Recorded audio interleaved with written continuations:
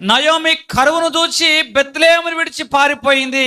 కానీ అదే కరువులో బోయాజును దేవుడు పోషించిన వాడుగా ఉన్నాడు.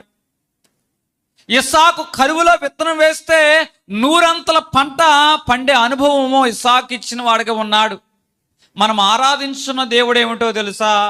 నువ్వు దేవుని చిత్తంలో నిలబడితే నీ ఉన్న చోటులో నువ్వు కరువులో బాధించబడవు. సింహపు పిల్లలైనా లేమి గలవై ఉంటాయి, కానీ యెహోవాను ఆశ్రయించి వారికి ఏ కరువు ఉండదు.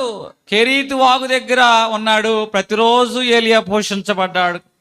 సారేపాది విధవరాలు తాను ఆ రోజు మాత్రం తిని చచ్చిపోదాం అనుకుంటున్న పేదరాలు ఇంటిలో 3.5 సంవత్సరాలు భయంకరమైన కరువు కాలంలో పోషించబడ్డాడు.